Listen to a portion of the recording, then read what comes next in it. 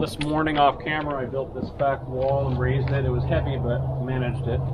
And over here I've got a 4x4 post because I'm going to have a 6x6 header above here for the windows, because I'm doing a sort of a double roof thing. There's going to be a large roof here on the back and then another one coming up.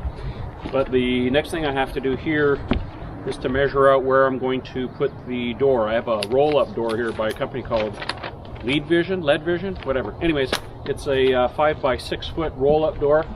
So I'm going to come out maybe about 2 feet. The opening has to be about 59 inches. I need about 18 inches worth of headroom up top for the roll mechanism. So that's what I'm going to do now. I'll build this last wall and then I can start working on the roof. So let's see here, what does 2 feet is?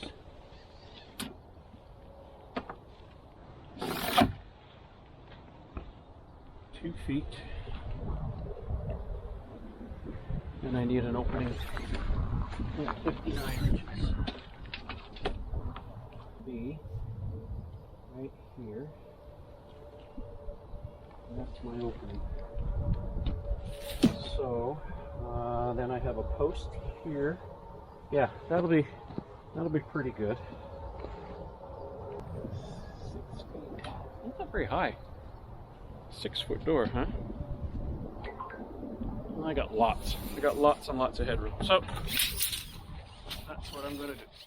I absolutely love this Recon T1 digital tape measure.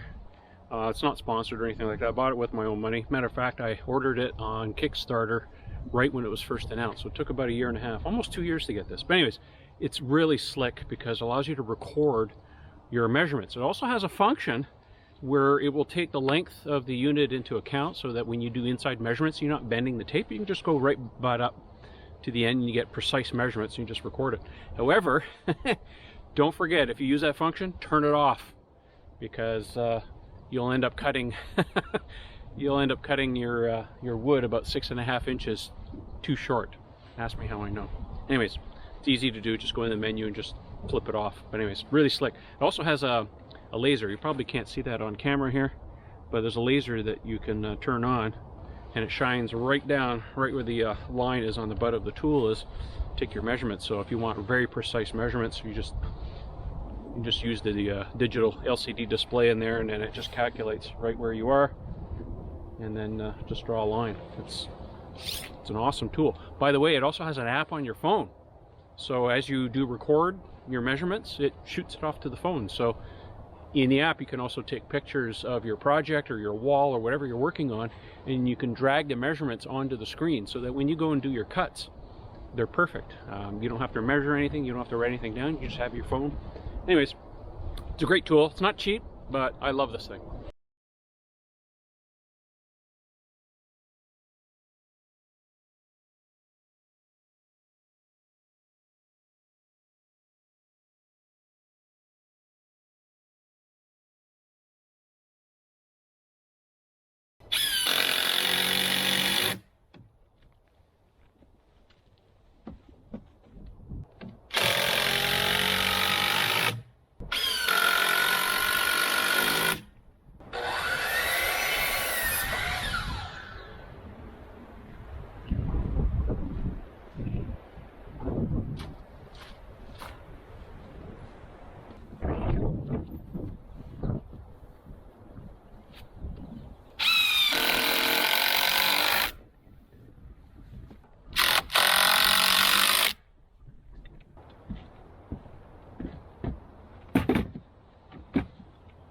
This is the part where I use the function to toggle butt end. There we go. Do this. Inside measurement. Record that. Click. And since I'm doing a double header, 16 or 6-inch header. Record that again. So we're 5 foot 3 inches and 1/16. 5 foot 3, good enough. Now the trick is making sure that you turn off that function so that you don't cut your piece of wood too short. As I mentioned earlier, ask me how I know. By the way, if you ever work with rough sawn lumber, pay attention to the sides. Sometimes you get a cleaner edge, at least, I don't know, maybe from this mill. One side's a little cleaner than the other. So the part that's exposed is the nice piece. So that's what I'm gonna put out here.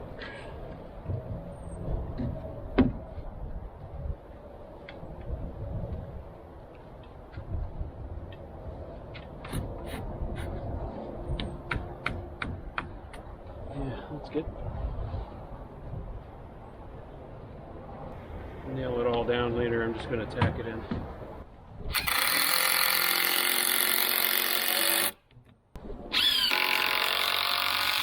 One other thing I'll mention, I know some people like to do things with screws as opposed to nails. Remember, screws are brittle. So if there's any kind of movement stuff, they have a tendency to snap. So in the case of something like this, I'll use screws just to hold it in place, but I will come back with my nail gun and shoot it with some galvanized nails. That way, if there's any movement or anything like that, if the screws snap or whatever, at least the nails have some give. So use nails whenever there's chances of anything moving, but if you need to tack something into place that maybe not going to move or whatever, you're okay to use screws. Well, in case you're curious, the nails I'm using are 3.5 inch hot dip galvanized with a spiral shank. They have very good gripping action with these. It's a 6x6 header, or 4x6 header. So a nailing pattern is 1 nail for every 2 inch of thickness, and I do them every 16 inches.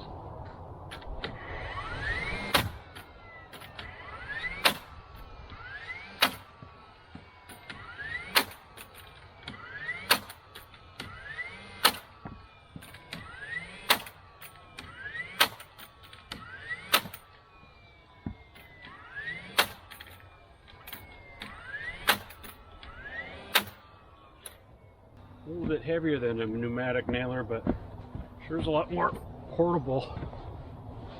I don't really own any pneumatic tools anymore. All right, need to put some cripple studs up here, so let's measure that out.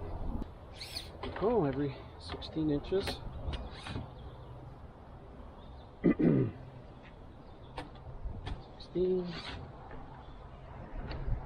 2, 3. Yeah, perfect. Okay. Now for the height. 7 3/4 works for me. Okay. Let's cut some blocks. We need 1, 2, well, 3 of them.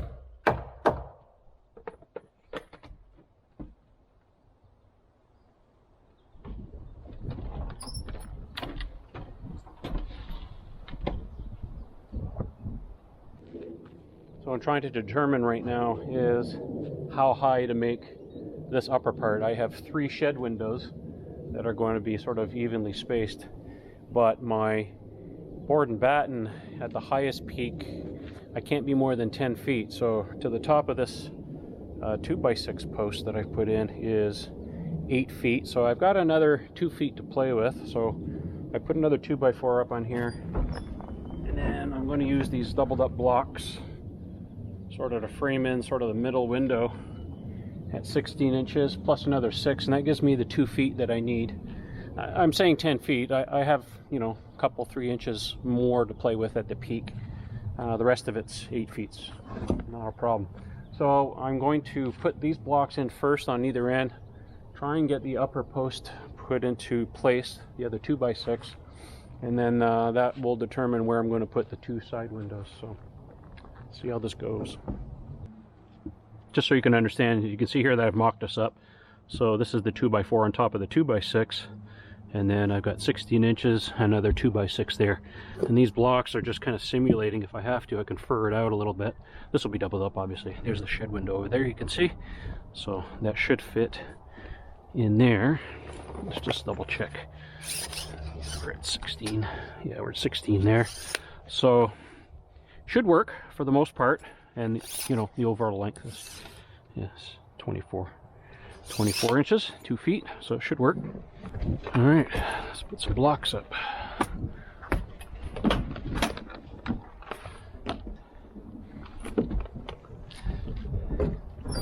So this is the middle of the shed at 8 feet because it's 16 feet. I am going to have a rafter here, and I'm doing the rafters at 24 inches on center. Studs are 16, but rafters you can do on 24, that's not a problem. So what I'm going to do is I've marked out sort of 1.5 feet. I'm going to back it off just a little bit, so I got some room to play with this. So I'm going to tack this in case I need to move it. I can always do that with screws. Once I'm happy with everything, I'll come back and nail it all in.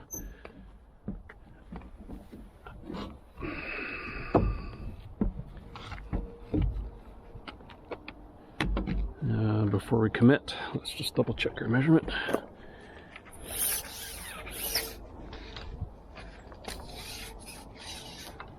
Yeah, we're at more than 3 feet. Yeah, that's pretty good.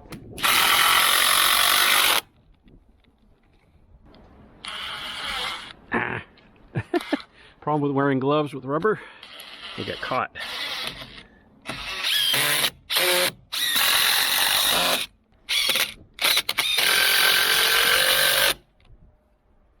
Yeah, you can see how wet that is?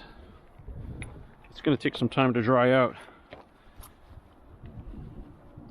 And you can build with green lumber.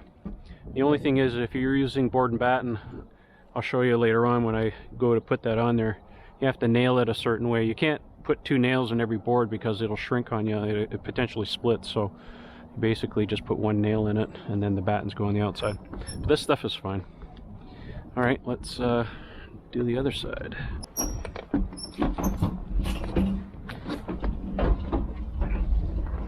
This rolling scaffold is a real godsend working up here. Otherwise you'd be up and down a ladder all day long, driving yourself crazy. Okay, so should we do posts? These are 4x4. I can do them like that, or I can do them the other way. I'm just trying to think here if there's a better way to put these on. Not them splitting. No, I want them the other way, because the top post, I want them 90 degrees to each other. Gives you better nailing surface.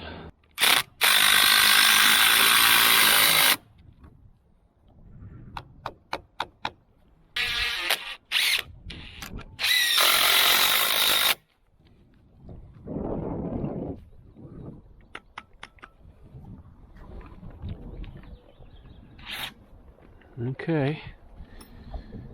Now the next trick is, you can see here I put these blocks on here. So when I put this post on, I want to move around. So I'm going to do the same thing. I'm going to rig something up here, attached to this side coming up. So when I put the post on, it has something to rest on so it doesn't fall over.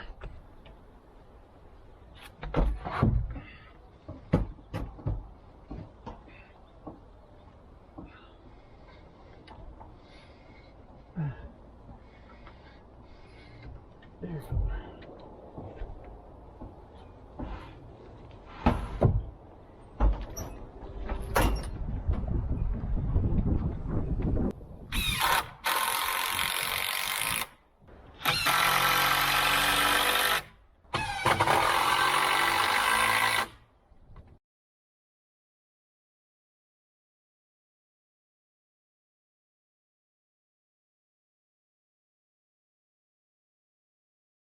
So the main header is all framed in and it's been plumbed. Those are just temporary. So this is my shed window. Let's see if this fits.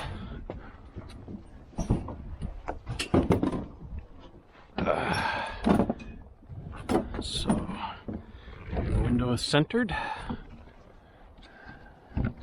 That's good. Lots of play in there. That's good.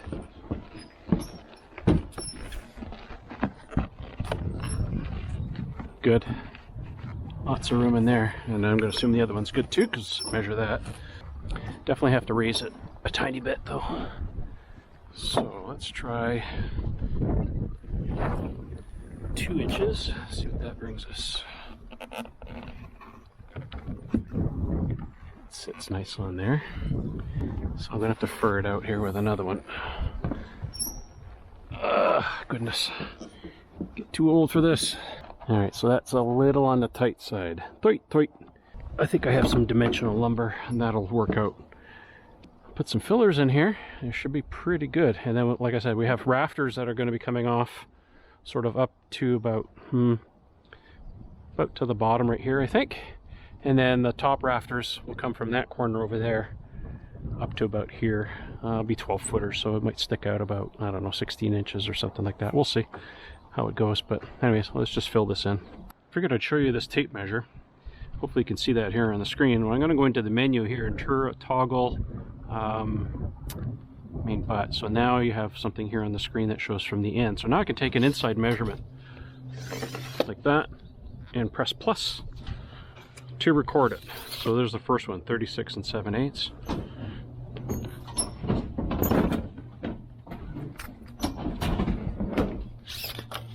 Second one, click, come on, store, 36 7/8.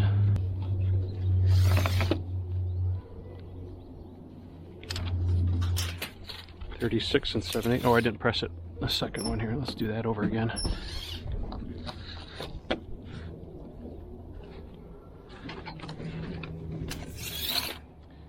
.36 11/16, as you can see. So anyways, those are my cuts. Super easy. So now I can just go over the chop saw and cut those lengths out and they'll fit perfectly. Might as well show you this, as I mentioned before. So 36 7/8, 36, oh, did I delete one? 11/16, 7/8, good enough, 36 7/8. So that's what we'll do, 36 7/8, we'll make 3 of them. I got a 12 foot, so I just ended that off. We'll just reset that and go 36 7/8. There we go, 36 7/8. So that's the first one. Zero it out for the next cut, 36 7/8. We'll do that again. 36 7/8. 2, 0, 36 7/8.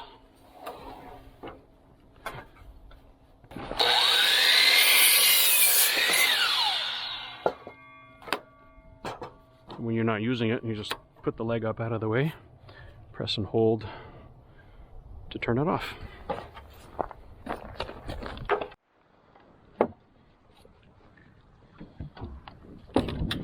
Nope, need some nails.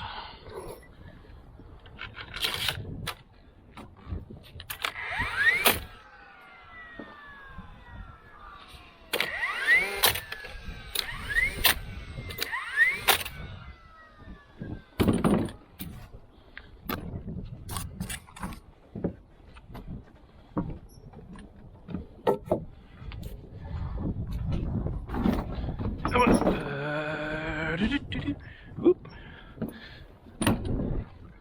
Which is the better side of this wood anyways? Oh, this is the nicer side.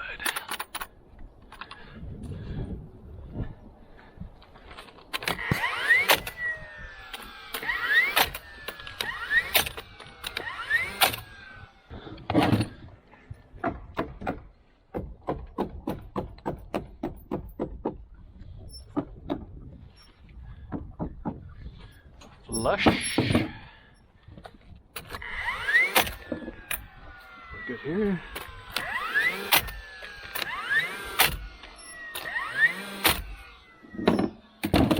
Okay, takes care of furring out for the windows. Oh, I'm tired. I'm gonna stop for the day. So I've been building the shed now for about, well, a week and a bit. A week and 3 days or so. Apologies for the wind if it's blowing. It's always windy out here. Anyway, so this is what I've got done today. I put the top plates on to tie everything together, and then I built this monster truss up here to house the windows. So we have 3 shed windows that are going in there. So there'll be a short roof over here. Basically what well, let me show you. I'm mimicking this. So that short roof right there and the long roof. That's the look I want. So the short roof is going to be here, and then the long roof is going to go from, you know, the top down. Anyways, those braces up there are just temporary, just to keep everything nice and plumb until I get the rafters on, and that'll be tomorrow's job. Still calling for some nice weather, so that's what I'll be working on. Anyways, yeah, that's a lot of work. This took me all day to do. That stuff is heavy. Oh my gosh. But it'll be sturdy, and it's not going anywhere.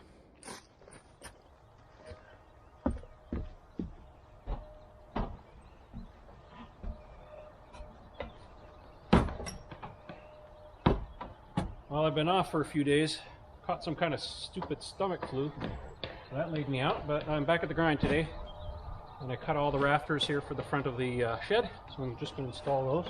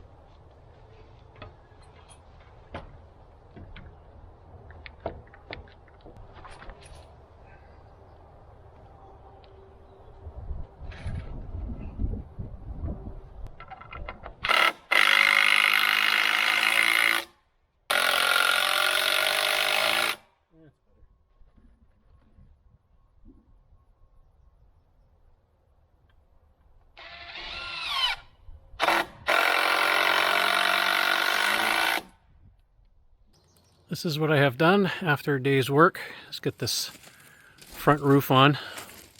You can see I've got all the rafters in. You'll notice that there's little notches. That's because I have some strapping to put on there for the board and batten. So I want to make sure that that's offset. And up here I have most of the rafter ties all done. I just got a few more here, but I'm pooped. I'm tired. Anyway, so I got all those on, and it turned out pretty good. I think it's going to be fine. And then I got to tackle this next, the big one over the head.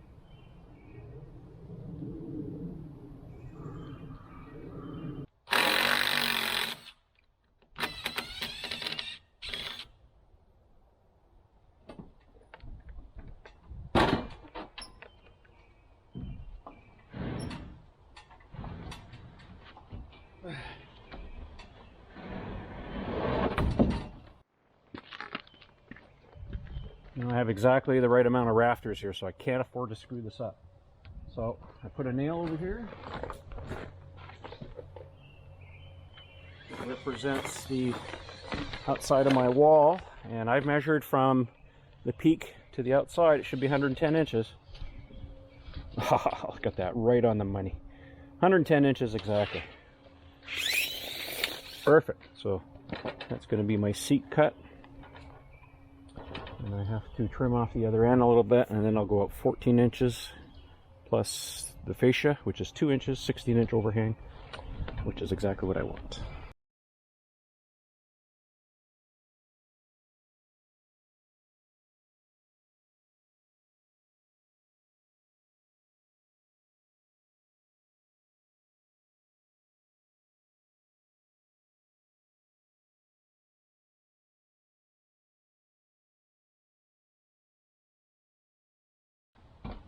All right, let's do a test fit.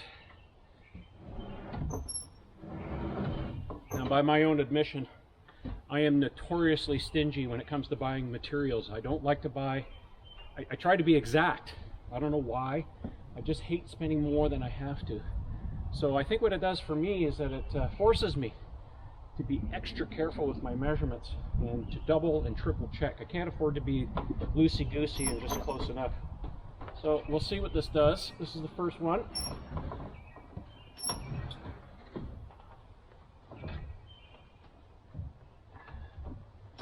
Test fit it on this corner, and then I'll take it down and do a few position checks on the other ones, and I can make slight adjustments. But if they all fit, and like I said, my measurements are correct, then everything should just fall into place. So that seat cut is working. Perfect. Perfect there. We're perfect over here. I love it when a plan comes together. Gave myself a 1/4 inch of play in there if I needed to pull something together.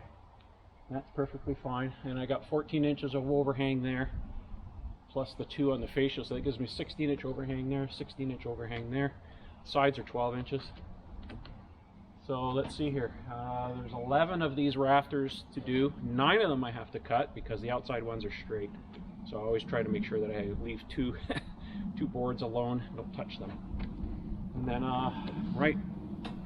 So let's pull this over and we'll try a couple other positions and see if it works.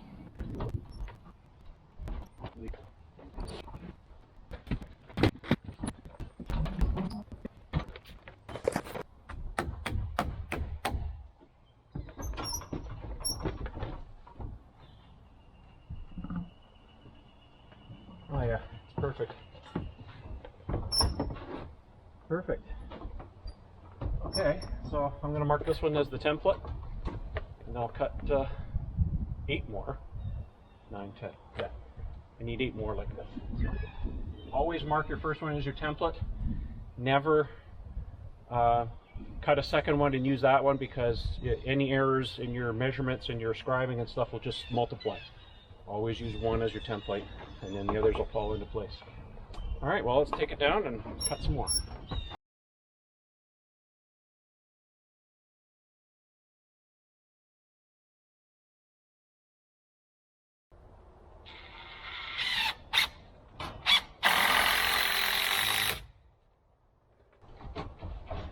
Suppose I should snap some chalk lines. I gotta get the fascia up. And then I can put the strapping on.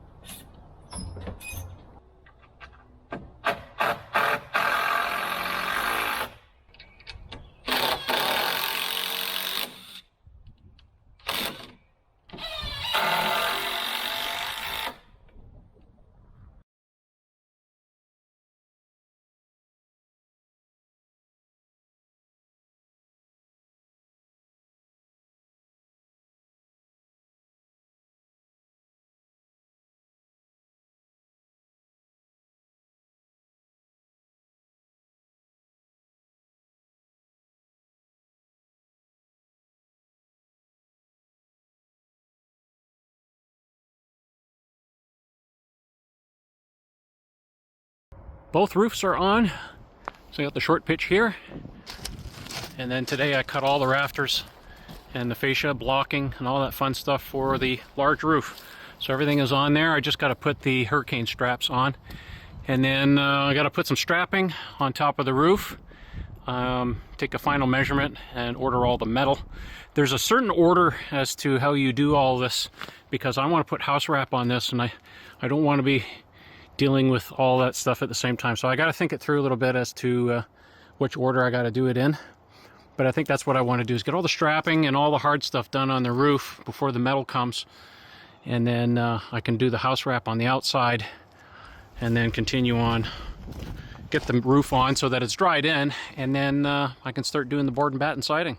And my lumber pile is getting a lot smaller. This is basically all I have left from the 2x6s. I got a couple spare there. I was very judicious in my ordering. There's some strapping under there, and then the board and batten is there. So I used up all of the 2x4s, 2x6s of various lengths that I ordered. It was right down to perfection as to what I ordered. Then again, I'm stingy when I order stuff, so I try to be as efficient as I can.